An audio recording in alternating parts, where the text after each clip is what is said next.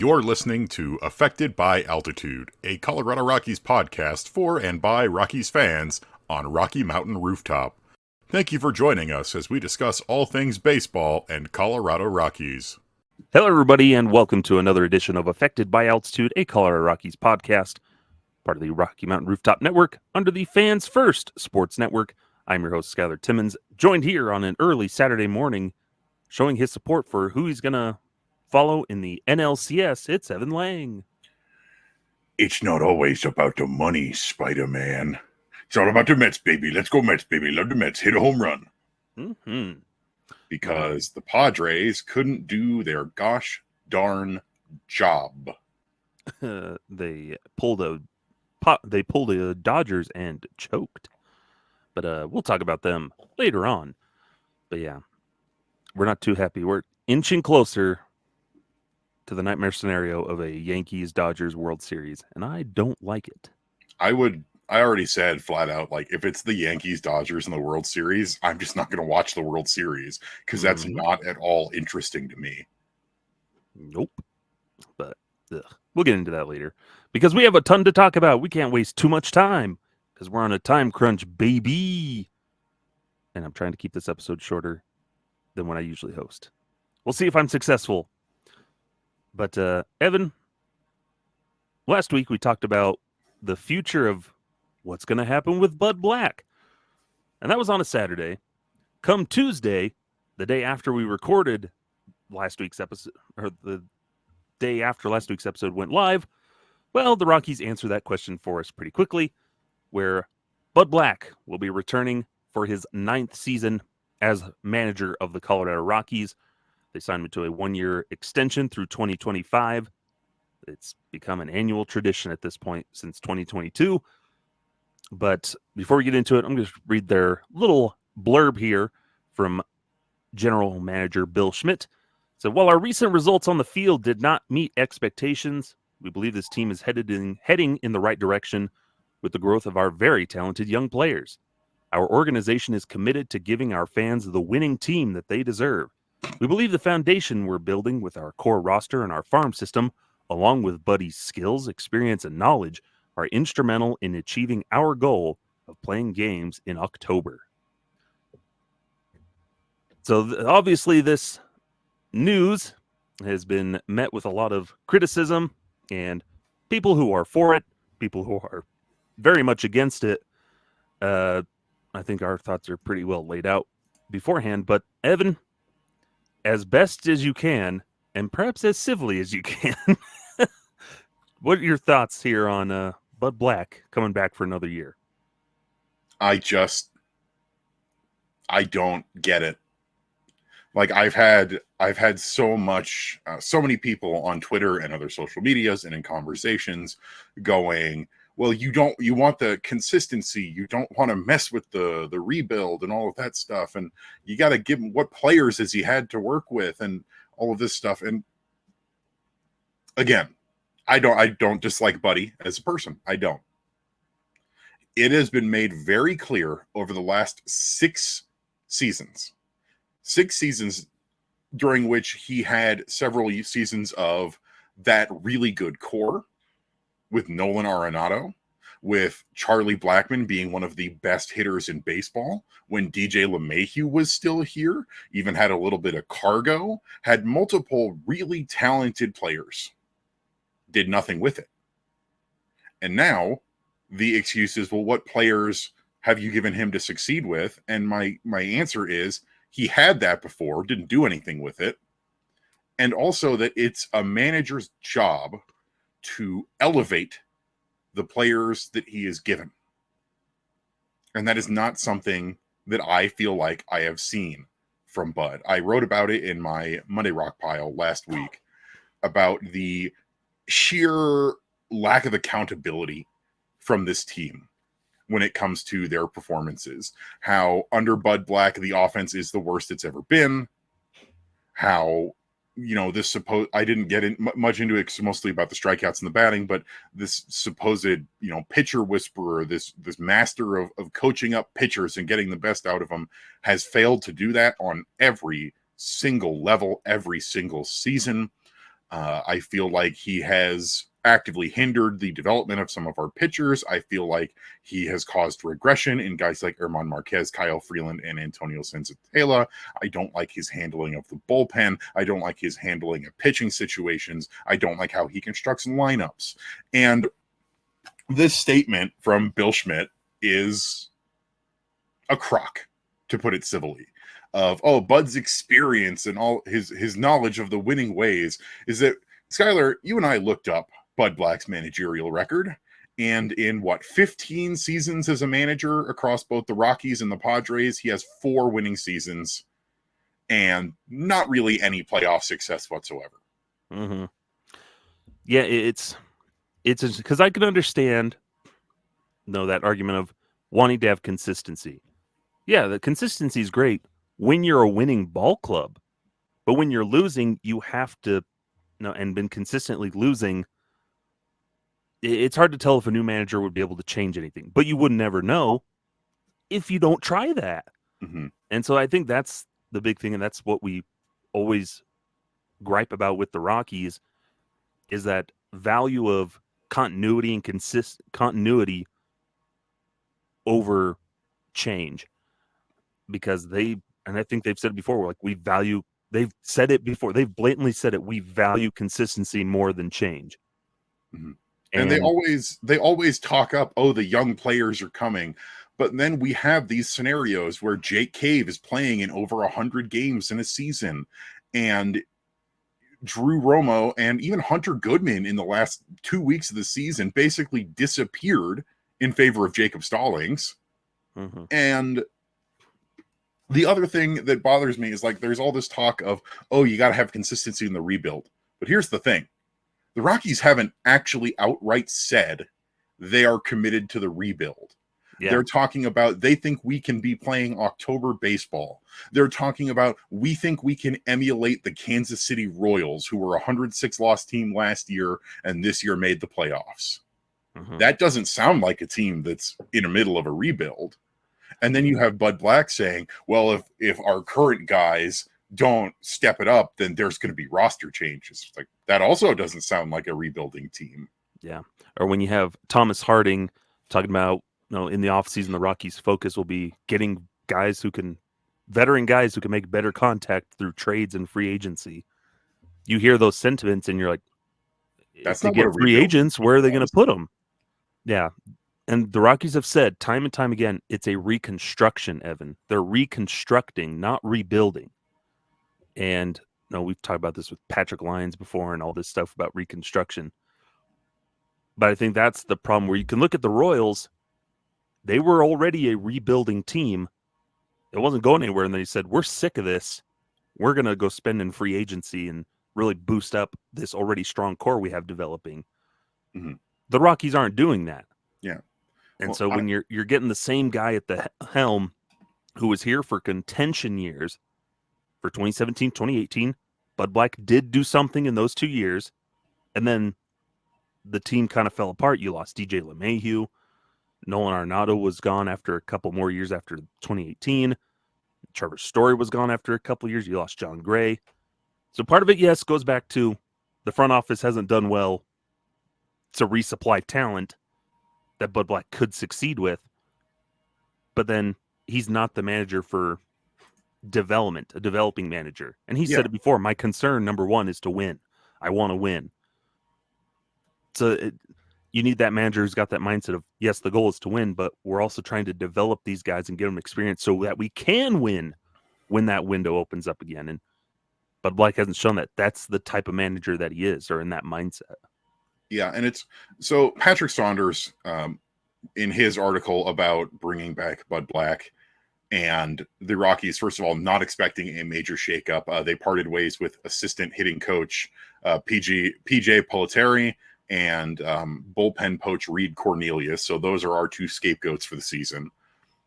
And that we're not really expecting any further changes. And he wrote, the 67-year-old Bud Black wants to be part of what he believes will be a brighter future with a younger, evolving roster, hoping the Rockies can mirror the Royals, who lost 106 games last year but made the playoffs this year.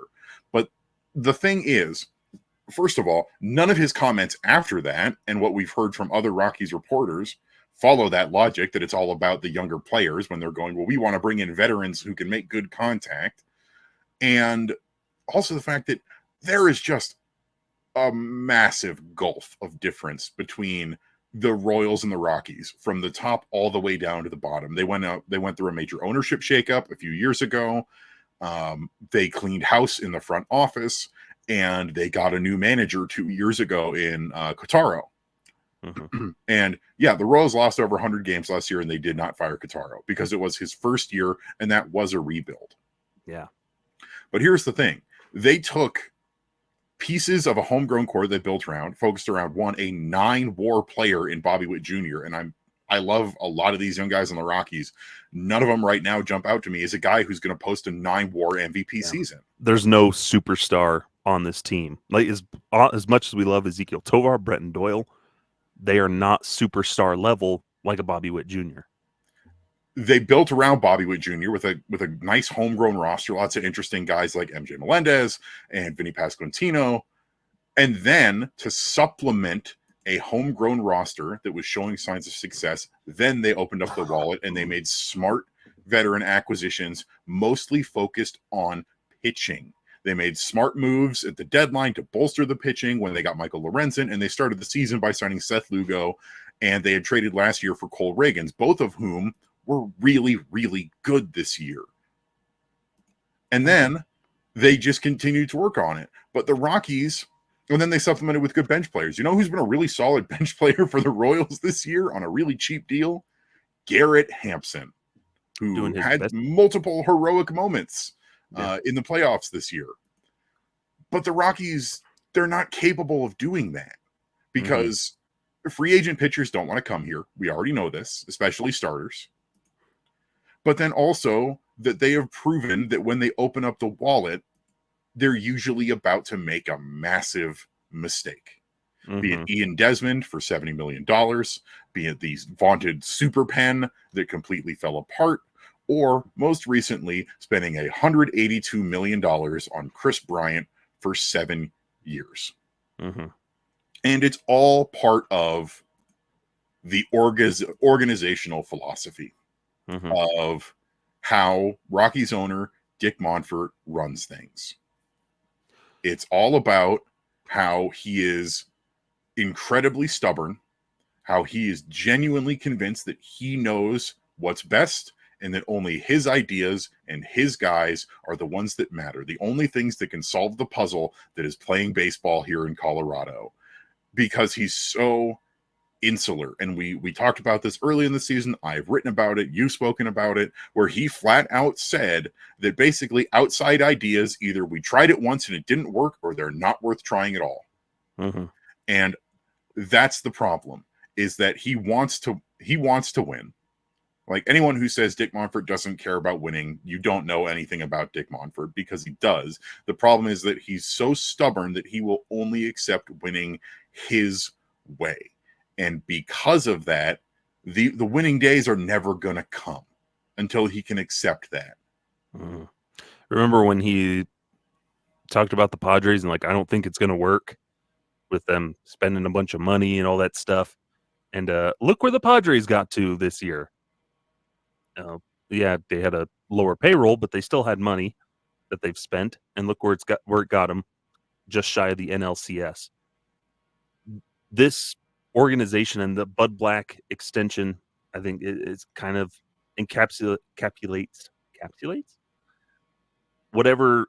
The entire problem with the Rockies is a team that is so afraid of change.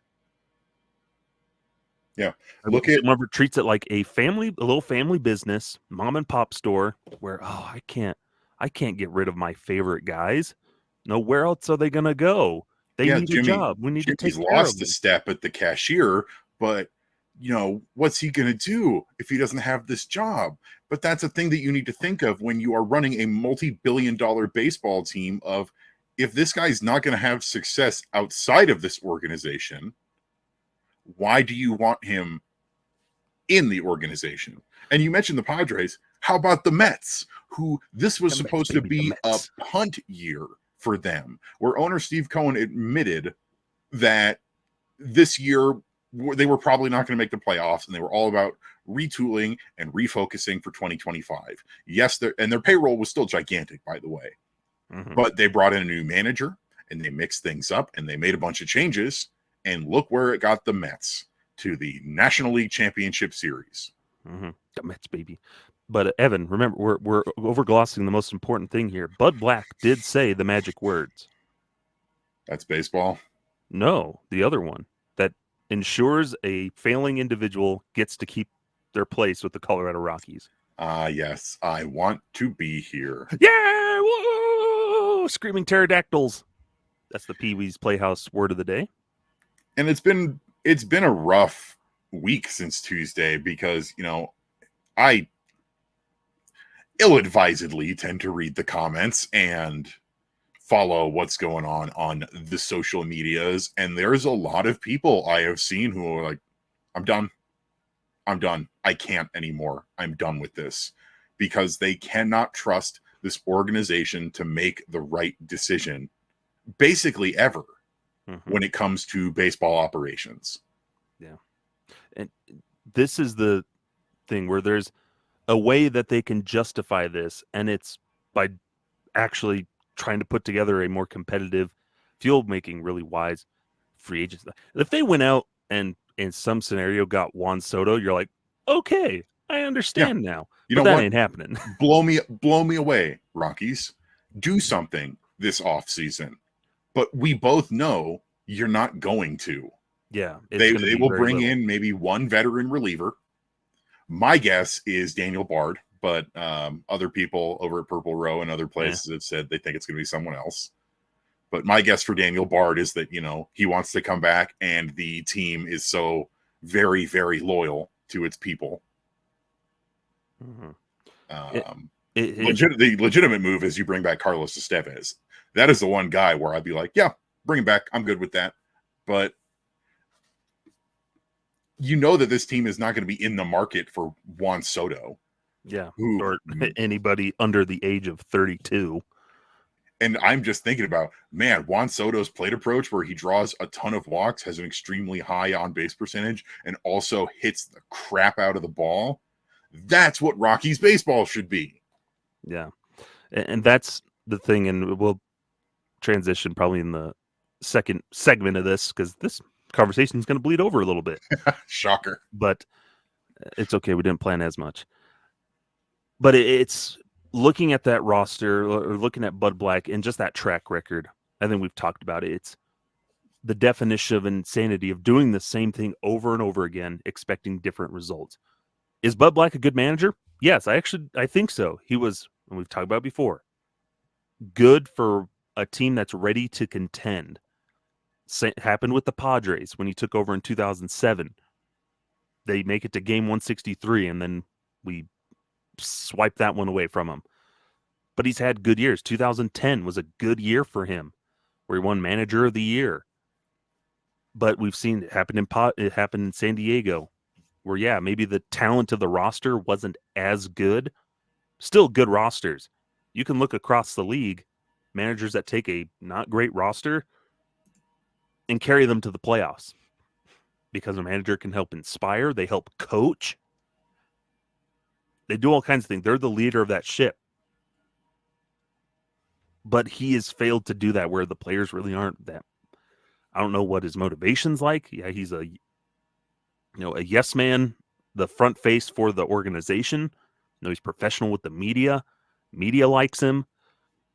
But I think it's that gaslighting ourselves thinking he's the only man for the job is some grade A baloney.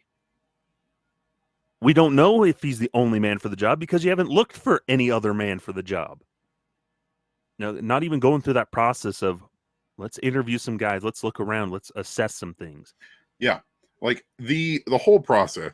If I admit that having to wait even longer to find out if they were bringing Bud back or not would have been agonizing. But if they came out and said, we interviewed these 4 other candidates and we decided for next year, we're going to roll it back with 1 more year of Bud Black, that would at least sit with me a little better than just rolling straight into it.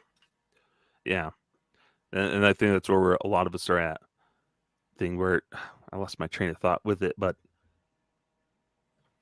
it's just that constantly thinking, oh, he's the only man. And I've seen, I don't know if you've seen those comments, people thinking more or less, and I can buy into this theory, where Bill Schmidt maybe was the one who maybe wanted to get a new manager or is thinking about it, but it's Dick Monfort who overrode everything. He's like, no, we want to bring him back. Yeah. I want him back.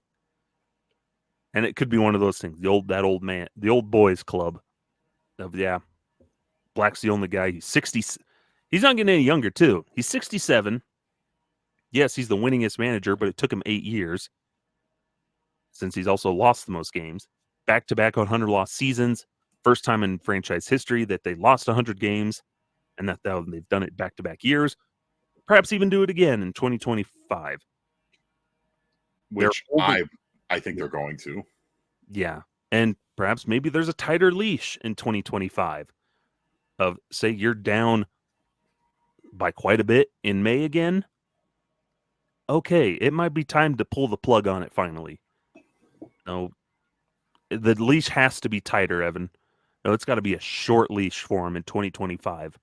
But I There's just no can't see mark them doing that. I know that's the problem, but it has to be.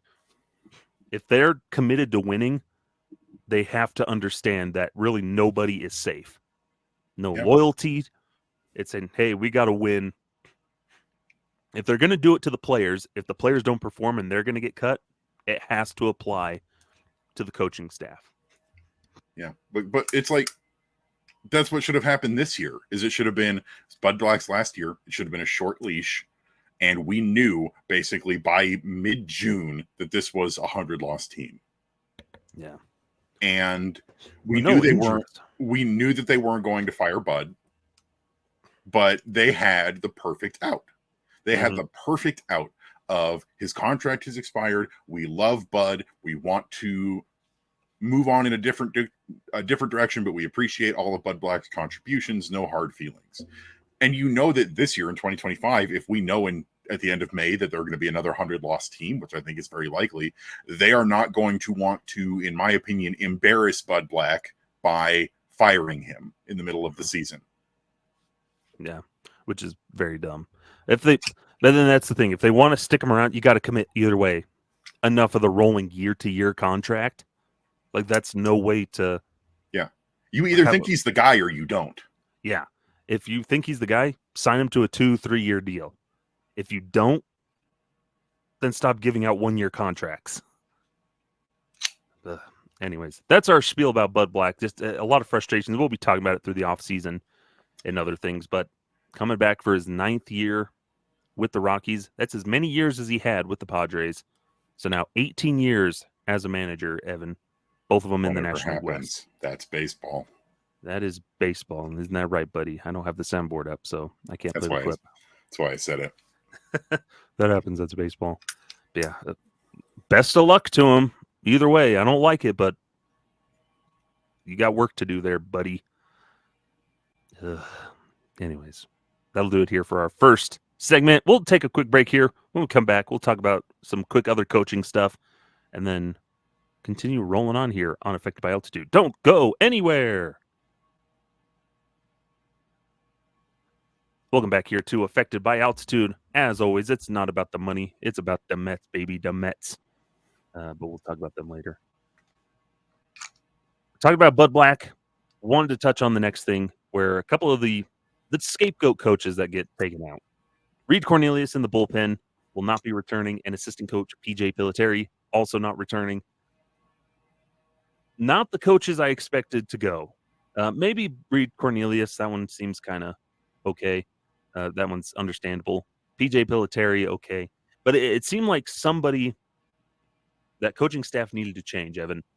And they did change some coaches in some troublesome areas in hitting and pitching, specifically the bullpen.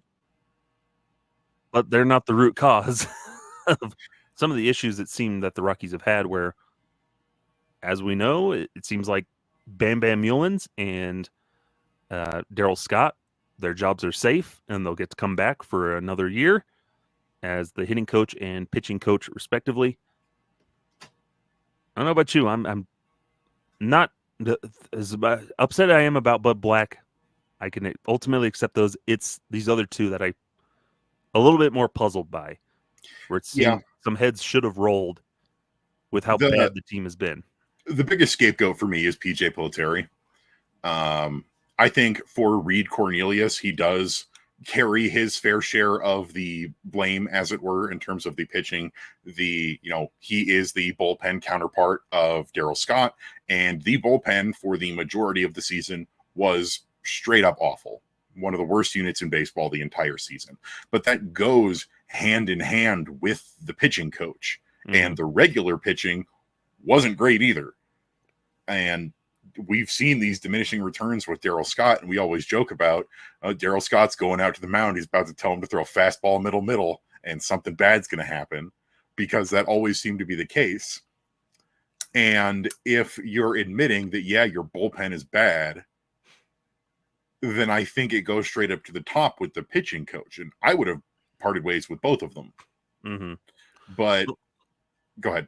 No, I was going to say, because Darryl Scott was the bullpen coach, and instead of getting fired when the bullpen was very bad, he gets promoted to pitching coach, where the rotation, and it's a combination where, yeah, the talent has not been there in either one, in the rotation or the bullpen especially. But we saw in the last month and a half, maybe of the season, especially in the second half, that bullpen got better with an influx of new arms, younger arms, who were pretty dang good.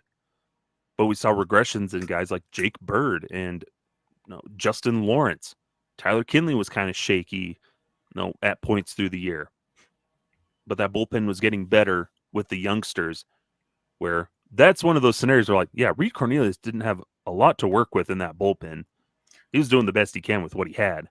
My big thing about Reid is that, and I know you don't really have that kind of power, but the reason why Jake Bird and Justin Lawrence fell off an absolute cliff this year was because they were so extremely overused last year, in addition to other things. And I feel like nobody's ever stood up to Bud and been like, yo, this guy's already pitched 75 innings. Why are we still rolling him out in a lost season? Because we saw more of it this year, where Victor Vodnik pitched way too much. And for Tyler Kinley, I do give Kinley a little bit of a mulligan this year, because he was recovering from that pretty heavy-duty surgery, and it takes a while to sort of find yourself again after that. And he did, towards the end of the season, look much more like the Tyler Kinley we know. Like, he had a good turnaround, and I'll credit that to him. But then we had the same thing of trotting out the same arms again and again and again with no changes, overusing certain pitchers. I think even guys like Luis Peralta were used way too much towards the end of the season. And I get that you want to get a look at your guys, but they just keep rolling out people. But at the same time, there are some guys who I can see of, like, you know what? I can think of some guys who would fit with this system that would make a darn good bullpen coach. You know who I'm thinking of? Daniel Descalso, like I drafted last week. Exactly. This guy gets it. Scott Oberg. Yeah. I think you hire him. Or if Daniel Bard ends up not coming back, there's your guy. And then all of a sudden everybody's got the yips. Or maybe he prevents people from getting the yips. But yeah, the real scapegoat to me is PJ Pilittere, because he is just an assistant hitting coach. And, Andy Gonzalez didn't get fired. And everything, I think, the woes of this hitting fall on Bud Black and Hensley Mullins, because, and I talked about this in my article, and we've talked about this at length, Bam Bam's whole thing coming into this year was, I was embarrassed at how much we struck out, and I was embarrassed at our two-strike approach in 2022. In 2023. We got to fix that. That's what our focus is. Got to make contact on two-strike counts. Got to stop striking out so much. And their two-strike approach was the worst it's ever been, and their strikeouts were the worst they've ever been. And it's just an abject failure to meet those goals. And again, as a person, I love Bam Bam. He's super nice. I've met with him, I've chatted with him, but he didn't do his job. And if you or I didn't do our jobs, like if we sat down and said, you know what, I don't feel like doing any writing for the next couple weeks, they would be like, okay, we're going to find someone who will do it then. Yeah, you hear with Bam Bam, I think he's a major culprit here. Where you hear that we want to cut down on strikeouts and we want to cut down on strikeouts. That's the overarching thing. What is their solution? It's not improving plate discipline, so we're not swinging at everything. Yeah, or pitch recognition. Make more contact. We have to make more contact. That's part of it, but it's also the reason you're striking out is because Ezekiel Tovar has still not figured out that with 2 strikes, they're going to throw him a breaking ball down and away, and he can't lay off of it. So I think Bam Bam probably is a good hitting coach, but it's the approach that the team and him are going for on how to solve the problem isn't what this team needs. You already have an overly aggressive hitting philosophy as a team where it's contact, contact, contact. But Evan, is a ground ball going to help you at all if you're making contact? Is a ground ball any better than a strikeout? Or how about grounding into a double play, which we saw lots of this year? Exactly. And so contact is better, but it's the type of contact that you're making. And this team hits too many ground balls. Well, they hit a lot of pop-ups, fly balls. There's not enough of the hits in there. The on-base percentage needs to improve, and you do that by drawing walks. I think in case you're wondering, by the way, the Rockies had the 4th most ground into double plays at 126 this season. Yeah, and Elias Diaz had a ton of those too. Brendan Rodgers too. Yeah, and so it's okay. Yeah, guys that make contact, that's great. But what kind of contact are they making? And is that any better than a strikeout? A lot of the times in some scenarios, no, it's not. Where I take a strikeout, at least that's only 1 out instead of hitting into a double play with a guy on base. So it's this philosophy that's still, hey, we got to improve our plate discipline, pitch recognition. Yeah. Ezekiel Tovar, you need to stop chasing the ball down and away. And I can even cope with the strikeouts because I think you're about to mention Michael Toglia. Is that Michael Toglia still struck out a lot, but you know what else he did this year? That he made one of the biggest improvements in the league this season when it came to walking, came to walk rate. He got really good at waiting for his pitch, and then if he struck out, he struck out. But then when he did get his pitch, he would punish that ball. And I know that you can't build a team of entirely those guys, but I'm looking at all of these, the soft contact grounded double plays. Ezekiel Tovar had 16. Brenton Doyle had 13. Brendan Rodgers had 12. Jacob Stallings had 10. And then right in the middle there, like you mentioned, Elias Diaz, who wasn't on the team for the last 2 months, with tied for the second most with 13. And so you look at that roster and the lineup that they can put out. There's the same problem up and down of too many strikeouts, not enough walks. And so it could come down to you either need to get a hitting coach that can really work into that philosophy of hitting for these guys, where then it is becoming, okay, we're going to strike out, but hey, we need to punish pitches when we get them so we stop wasting pitches. If strikeouts are going to come, we need to be doing damage. And I don't know if Bam Bam isn't that kind of hitting coach. In his time with the Giants, didn't have a lot of power hitters. And so it was a lot of contact, that type of thing. The Rockies aren't that kind of profile with their hitters where it's going to be a lot of trying to hit the ball hard, get home runs, maybe draw some walks. So it's maybe you need a different hitting coach that fits into that profile, because it's trying to sometimes put in a square block in a round hole where, maybe he's a good hitting coach, but he just doesn't really fit the profile of the hitters he's working with. So he's trying to, change something that doesn't really want to bend. Yeah. The focus has got to be pitch recognition more than anything else, because we've seen it always feels like they have no idea what's coming. Yeah. And for the one thing I will give Bam Bam credit for this year, and the hitting staff and coach, home runs were better this year. They were. We were staunchly middle of the pack in team history for home runs. But it needs to be better. But it needs to be better. With the way that the team, and they have a hard job of working with home and away, but I'm still the mindset and the opinion that the Coors effect is overblown way more than it needs to be. Yeah. Where, there's a difference, but I don't think it's as big a difference as everybody makes it out to be. As just somebody who's grown up and lived in Colorado my whole life and played baseball here. My brother played baseball in Colorado and traveled to California and stuff, and he noticed a difference when he was pitching, but it wasn't as big of a difference. It wasn't that big of a difference. Like, yeah, maybe it just breaks just a little bit more. Yeah. But not a ton. But that's a thing that has to get figured out. And you need somebody who's willing and ready to tackle that, and not just, we have to make more contact. Yeah. And I think it says more. So I'm looking at the Rockies home and away splits for home runs. They had 95 home runs at home and 84 on the road.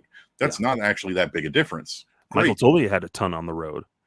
But I do think that says more about how the Rockies aren't actually utilizing their home field to their advantage when it comes to home runs than it does that they're figuring out the Coors hangover or something like that, because their on-base percentage away is putrid. Their batting average away is awful. Yeah. It's, if you know the ball's going to break differently, maybe be a little more patient on the road. It's like you have to have those two philosophies, right? Okay, at Coors, I can be a little bit more aggressive because making contact is going to reward me. On the road, I got to be a little bit more selective and patient. You can't take the same swing you have at Coors and take it on the road. It's just not going to work. But I don't know if the Rockies have realized that or willing to do that, or how difficult that actually is for them to break those habits. But yeah, Bam Bam, he's just like the rest of his coaching staff. They really have to dig in and take some accountability. Don't just blame the players, say they're too okay with strikeouts. Nobody likes striking out. You can tell these guys are frustrated. Don't blame them. That's the thing, is they always just blame. It's never anybody's fault but the players. All of the stuff this year where they're like, we failed to meet expectations, we know we can do better, but it always boils down to this organization saying the players need to play better. It's not Bud Black needs to manage better or the coaches need to coach better. Yeah. It's like there is an aspect, yes, the players do have to play better. No, that's at a bottom line, but that's not the only thing that needs to improve.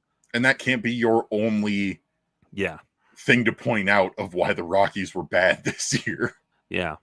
Because you think that can't possibly feel good if you're a member of that clubhouse to hear your manager and your GM and your owner all go, oh, our players are just crap. They suck. They need to not suck so bad. Yeah. Yeah. You don't want to hear that.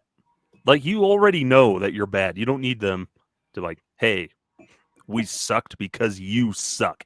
It's your fault we lost 100 games. We're partly, yes, they're the ones on the field playing and performing. The players have their fair share of the blame, but so does the front office. So does the coaching staff. Yeah. Baseball is a team. Yeah, a team. It's a team sport, and the coaches and the manager and the front office are all part of that team. What? Except for you, Chris Bryant. Shh, our precious baby boy. You didn't do anything wrong. It's okay. You're back. You'll come back next year and somehow play 150 games and hit 96 home runs and definitely not have issues with your degenerative back condition. Mm-hmm. Yeah. The coaching staff, it felt like there needed to be more heads roll, but when they, again, go in that same route of there's not going to be a major shakeup. Okay, because then that falls really back to the manager And because the manager hasn't done Bud Black has not done well surrounding himself with good baseball guys. He really hasn't during his tenure. There haven't been a lot of good hires, especially at hitting coach, where it was not good. It has not been good. Dwayne Espy. Dave Magadan. Ugh. And so he's not surrounded himself with the best baseball people. And that'd be something they got to keep looking towards. Like, we see across the league of teams shaking up their coaching staffs. We saw the Braves fire their hitting coach after having one of the best offenses a year ago. And still they felt a bunch of teams are like, no, we need some changes. We need to make some changes to our coaching staffs. Teams that went to the postseason are making changes. And yet, here's the Rockies. Back-to-back 100-loss seasons. Destined for another one. Stay in the course. It's frustrating, my friends. But anyways, that'll do it here on this segment. When we come back, we'll talk about maybe some happier things. The Arizona Fall League's underway, and we'll touch on some postseason stuff. So don't go anywhere. We'll be right back.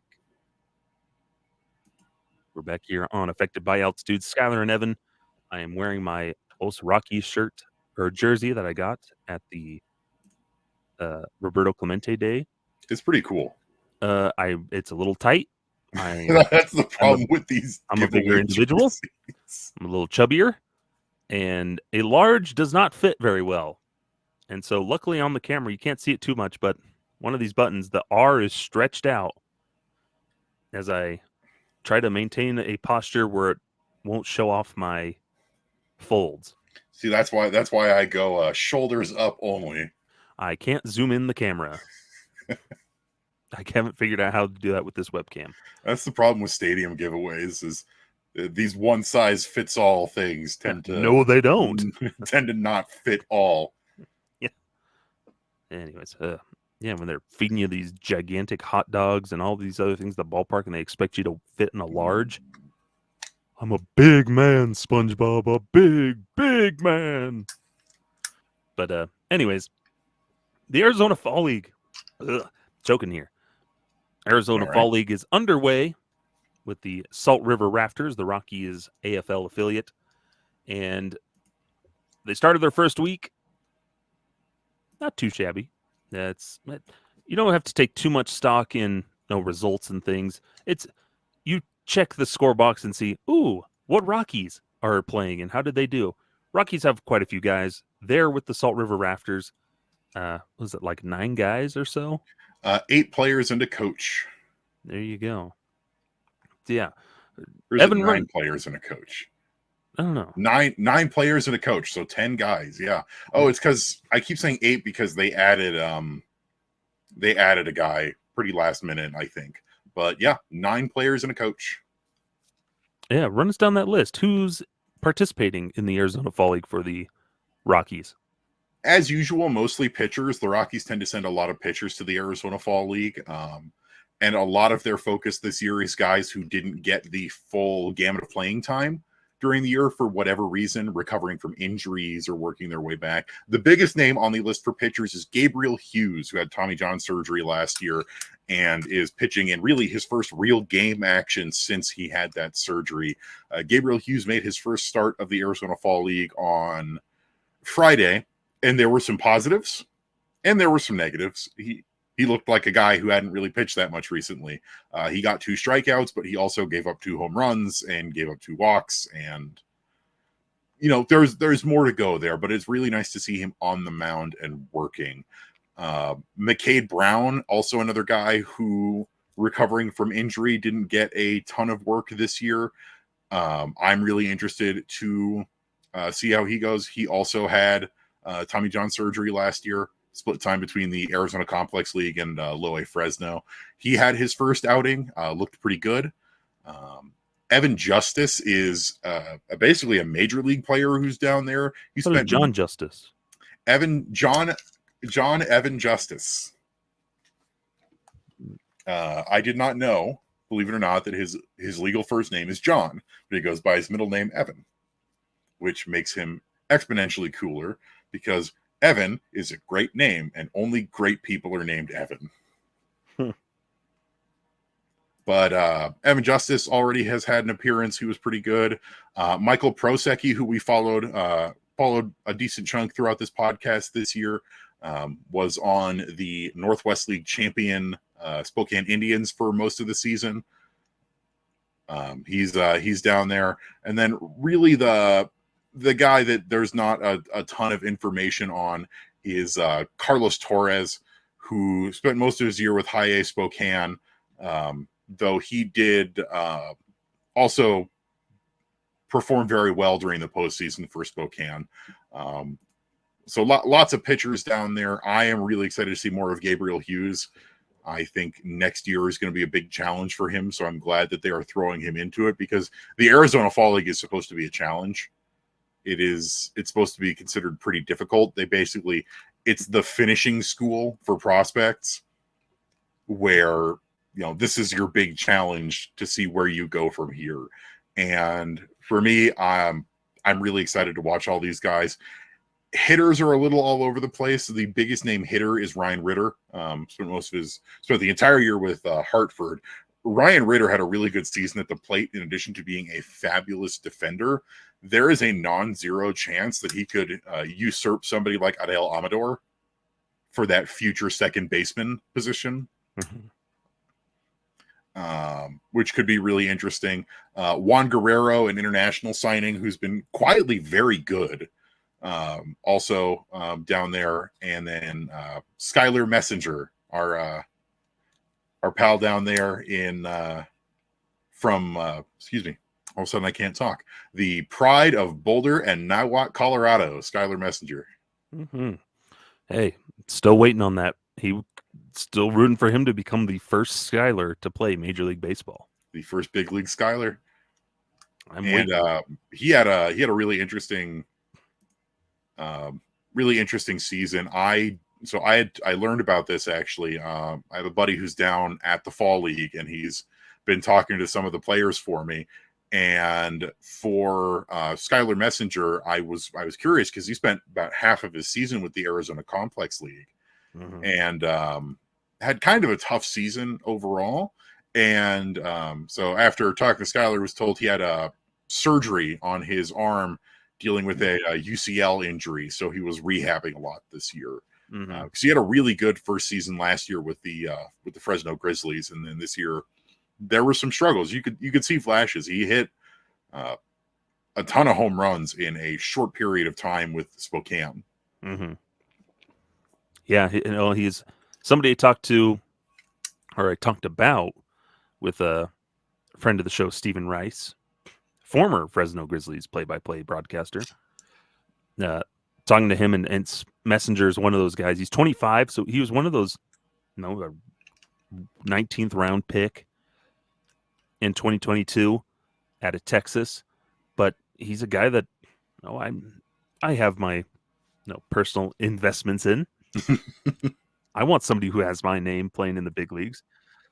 But no, he's that hardworking dude. Steven described him as a front of the classroom type of guy. Guy who's going to sit at the front and really study in, and he's locked in, focused. So he's a guy that, I'm going to keep rooting for. And it's good that I'm glad that they decided to send him to the Arizona Fall League, give him some action there, because he's that corner infielder type of guy. He can plays mostly third, but he can play some first base. He can DH. Heck, I think you could even throw him in the outfield as needed, but glad he's down there in Arizona. Yeah, he's the guy I'm definitely rooting for. And then sort of rounding out the pack is catcher and first baseman Jose Cordova. He's another one of the kind of older guys down there, but he also had a pretty respectable season, splitting time across a couple different leagues. He ended up being actually promoted to Double-A right after the High A season ended. Overall, an interesting chunk of guys. And rounding out the pack is a coach who the Rockies think very, very highly of in terms of his future with this organization. So the hitting coach of the Salt River Rafters is Rockies hitting coordinator Nick Wilson. a much younger guy. He's in his early 30s. Joined the Rockies in a coaching capacity once his playing years were done. He was originally supposed to be the hitting coach in short season Boise before COVID happened, and then Boise stopped being a Rockies affiliate. Mm-hmm. He was a hitting coach for a couple years with the Fresno Grizzlies, and last when Hensley Mullins was hired, a guy named Darren Everson, who was one of the potential candidates for the new hitting coach, left the organization, and the Rockies did what they do best, which is they promoted from within, and they brought Nick Wilson into that hitting coordinator role. And a lot of the player development guys think very highly of Nick Wilson's future. Like, they basically all say this guy is a big league hitting coach one day. Tons of praise, especially for his ability to have the respect of the players he works with, form bonds, have conversations with. So really interesting overall. Mm-hmm. Yeah. But yeah, there's not much else to talk about with the Arizona Fall League, but it's interesting. There's a lot of interesting names in there. Not your like super high profile guys. There's a couple in there, but not like in the past where there's like Jaden Hill and Zach Veen or Benny Montgomery, those type of guys. But a different rounded group. Yeah, all eyes will be on Gabriel Hughes, who could potentially be with the Rockies in 2025 at some point. Who knows? But yeah, you can find those online on MLB's website. In the app, you can usually watch the games and everything. But over on Purple Row, I will be having weekly recaps of how the Rockies prospects did over in the Arizona Fall League. Mm-hmm. And I made a nice new logo, so go look at it. There you go. But rounding things out here for this episode for a couple minutes here. Postseason stuff. Talked a little bit about it last week, but Evan, how we doing with the postseason? Remains to be seen in some spots. Time of recording, the Detroit Tigers have not played, facing elimination against the Cleveland Guardians in Cleveland. If the Tigers win, I will be happy because the Kansas City Royals lost to the Yankees. The Dodgers, unfortunately, came back from facing elimination and knocked the Padres out. That one was a bummer, too, because Yu Darvish, who is one of my favorite pitchers, I love Yu Darvish, pitched his guts out against a very talented Dodgers team. He made basically 2 mistake pitches the entire night, and the bats just went silent behind him. Yep. The Padres did not score a run for 25 innings to finish off the division series. Well, you know, the threat on Dave Roberts' life from Manny Machado, it inspired them. I hate that the Dodgers are acting like these scrappy underdogs. Yeah. Like with the Mets, it's at least a little charming. With the Dodgers, everyone's like, oh, Kike Hernandez said, well, he doesn't give an F. And it's like, you're the Los Angeles Dodgers. You are paying Shohei Ohtani $700 million. Mm-hmm. You are not the underdogs. You spent over $1 billion last offseason. Yeah, they're always... Yeah, nobody believes in us, and everybody counted us out. No, nobody likes you. Yeah, nobody likes you. It's like the Kansas City Chiefs last year, where it was like they all counted us out. Nobody believes in us. It's like you've already won a Super Bowl. You've won several Super Bowls. We don't like you. It's not that nobody believes in you. It's that nobody likes you, other than your own fans. I love that tweet where it's like they're gonna do a Bravo show about their wives and girlfriends and stuff, and somebody's like, looking back, the Patriots dynasty wasn't so bad. Yeah, there's some about the Chiefs that are very unlikable, much like the Dodgers. They're just kind of unlikable, and it's awful because they have so many players that you could root for, like Mookie Betts, Freddie Freeman, Shohei Ohtani, Yoshinobu Yamamoto.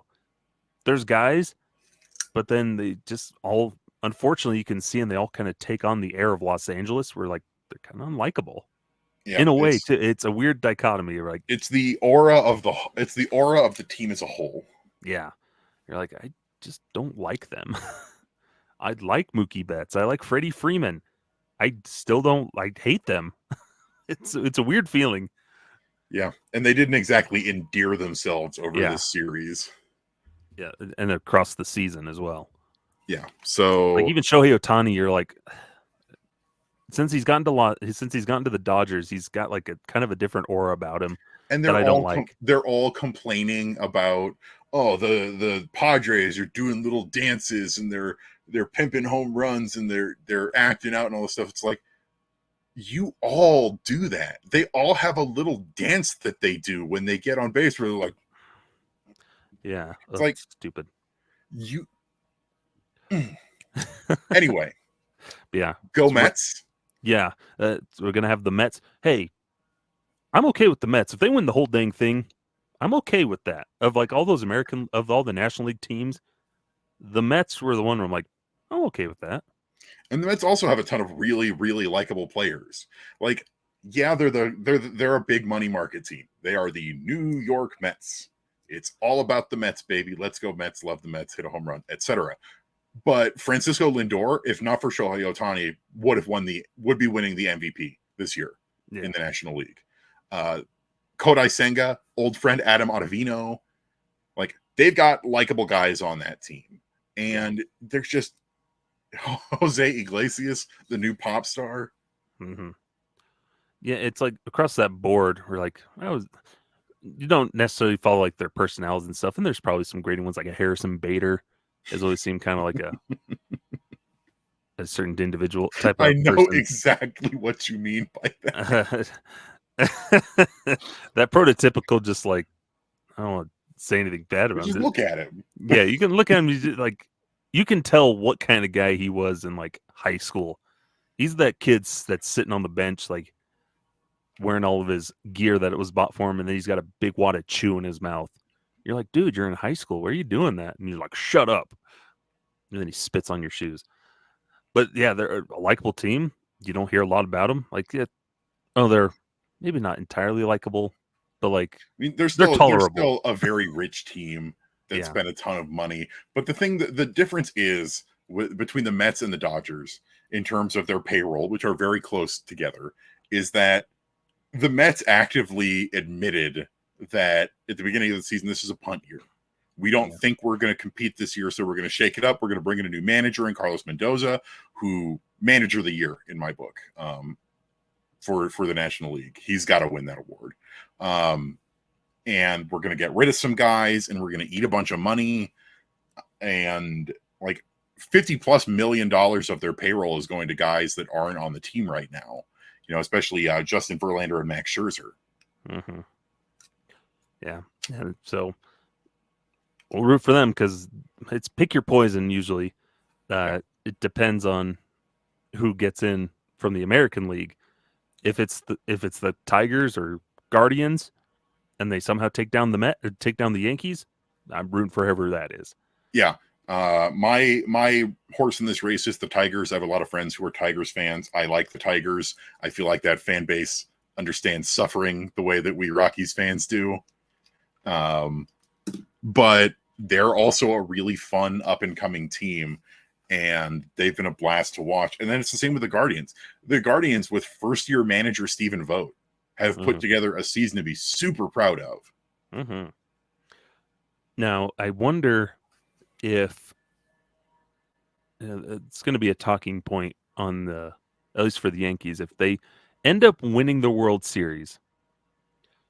I feel like there's going to be conversation of they had a pretty easy path in the American League playoffs, which no fault of the Yankees. It's not their fault that the Astros blew it against the Astros or Orioles blew it in the wild card round. But it's going to be like, yeah, they didn't really face the toughest of teams en route to the World Series. And that's always going to be fun to gripe about and pull up on Yankees fans. Like, yeah, look at the competition you faced. It was a pretty easy road. It's like those conversations people had against the Nuggets when they won that championship. Like they didn't even face the best teams. Don't matter, still won. Still got that ring, baby. It's like we understand that, but it's always fun to bring that up when it's not your team. Yeah, when it's not your team, it's very easy to do. But yeah, go Mets, go Tigers. Yeah, that nightmare scenario where it's going to be Yankees versus Dodgers in the World Series, Shohei Ohtani versus Aaron Judge. Like, all according to script. That's how you know the season was scripted. They did everything in their power to make sure Shohei Ohtani made it to the World Series. Game 1, they've announced that Kodai Senga will start versus the Dodgers. Kodai Senga. Good for him. That's a great story. He had such a hard year with all of these injuries. Kept trying to come back, kept re-injuring it, and then had a very solid performance against the Phillies. Mm-hmm. Good for him. But yeah, playoffs getting close to the end. But yeah, it's all about the Mets, baby, with the power of Grimace. Grimace, pop star music, Frank the Tank walking around losing weight, other random stuff, Seymour Wiener. That is the thing. The Mets have had a lot of fun, goofy stuff this season. Yeah. And outside of the anime girl night that the Dodgers had, you didn't really hear about any like fun stuff they were doing. Yeah. That endears them to the public. Yeah. This is the year of the gimmick for the Mets. The gimmick will carry them as far as it can. Our Lord and Savior Grimace. Yeah. And I need to talk about friend of the show, Aaron Kroom, the mascot coordinator for the Spokane Indians, because I have learned some fascinating stuff about the mascot world through Grimace. Apparently, there are only 2 Grimaces, both officially done through McDonald's. Mm-hmm. So the Mets are when Grimace shows up to the Mets games, that's the real Grimace. Mm-hmm. They don't just give them the costume. It's the official performer. There you go. That's wild. That McDonald's money, baby. Now, do they have to pay for that? I don't think they are. That's what I wonder. Like, is it worth the cost of affording Grimace to show up at all these Mets games? Of course, people are rallying behind just the people wearing Grimace costumes. That too. Like, in a way, those are carrying more power than the actual Grimace. Who knows? But yeah, fun stuff. But that'll do it here for this edition of Affected by Altitude. It's all about the Mets, baby. Go Mets. Hit a home run. Evan, where can the folks find you? Folks can find me over at on Twitter and other social medias at Evan_Lang27. I would love to hear from you. You can also find me on Purple Row writing the Monday Rock Piles and doing the generally, if there's minor league stuff coming out, it's on Tuesday or Wednesday. I'm going to be aiming for doing the Arizona Fall League weekly recaps every Tuesday, but if they come out on Wednesday, so be it. You know, it's the off season. You can also find Rocky Mountain Rooftop on your favorite podcasting platforms of choice: iTunes, Google Music, Spotify, iHeartRadio, all of those fun stuff. But you can also find us on YouTube and on social media platforms at Rocky Mountain Rooftop. That's at ROCKYMTN Rooftop. Find me over on Twitter at silent_crowd, then writing the Wednesday Rock Piles at purplerow.com, and writing stuff when I can over at fansfirstsports.com. And eventually we'll have another Every Rocky Ever episode out. Just got to schedule one eventually. But good stuff. But as always, we appreciate you tuning in, following along with us during this off season. We'll keep trying to have some fun. We'll think of some other things. Maybe we'll do some live streams at some point. Heck, Evan, eventually maybe we'll bring out my idea I've always had of a Friday party deck episodes of talking about random stuff. But who knows? We'll see. We could do a franchise of backyard baseball now available on Steam. Yes, I totally bought it through Steam and not other means through the library archive. Scumbium. What was that? That also is full screen and not a little window. But anyways, yeah, we've got ideas. We'll try them out. But until next time, I'm Skyler. That's Evan. Farewell. It's all about the Mets, baby. Let's go Mets. Hit a home run. Love the Mets. This has been Affected by Altitude, a Colorado Rockies podcast with Rocky Mountain Rooftop, a proud affiliate of the Fans First Sports Network. Catch new episodes every Monday on wherever you get your favorite podcasts. Be sure to follow us on YouTube as well for video versions of the show.